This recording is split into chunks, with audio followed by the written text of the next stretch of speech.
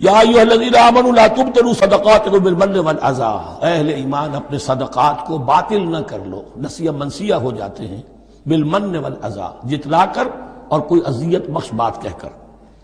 کالذی ينفق مالہ رئاء الناس، ان لوگوں کی طرح، اس شخص کی طرح جو اپنا مال خرچ کرتا ہے لوگوں کو دکھانے کے لیے، دے تو رہا ہے صدقات، چیریٹی ہاؤس، بڑے بڑے ادارے قائم کر دیے ہیں، یہ کہ سب ریاکاری ہے۔ کوئی سرکار دربار میں رسائی کے لیے فاؤنڈیشنز بنے ہوئے، کچھ اپنے وہ ٹیکس بچانے کے لیے، کچھ اور اپنی ناموری، کیونکہ پھر الیکشن بھی لڑنا ہے۔ یہ سارے کام جو ہوتے ہیں اللہ جانتا ہے کس کی کیا نیت ہے۔ لا تبطلوا صدقاتکم بالمن والعزا کالذی ينفق مالہ رئاء الناس ولا یؤمن باللہ والیوم الآخر، جو ریاکاری کر رہا ہے وہ حقیقت میں ایمان نہیں رکھتا اللہ پر اور یوم آخر پر۔ یہ ریا اور یہ ایمان ایک دوسرے کی ضد ہے، جیسا کہ حدیث بار بار سنا چکا ہوں، من صلی یرائی فقد اشرکا ومن صام یرائی فقد اشرکا ومن تصدق یرائی فقد اشرکا۔ جس نے دکھاوے کے لیے نماز پڑھی اس نے شرک کیا، جس نے دکھاوے کے لیے روزہ رکھا اس نے شرک کیا، جس نے دکھانے کے لیے لوگوں کو صدقہ خیرات دیا اس نے شرک کیا۔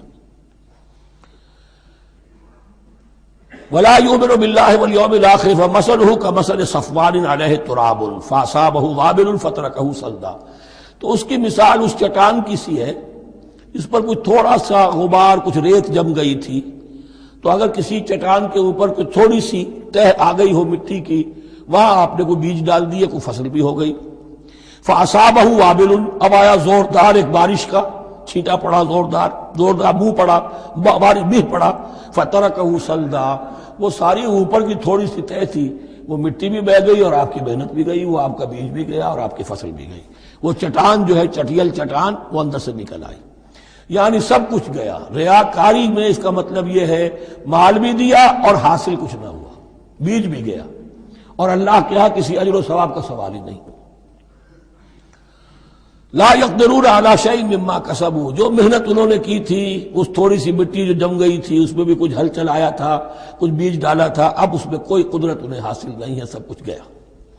واللہ لا يهدي القوم الكافرین، اور اللہ ایسے کافروں کو ہدایت نہیں دیتا، راہ یاب نہیں کرتا۔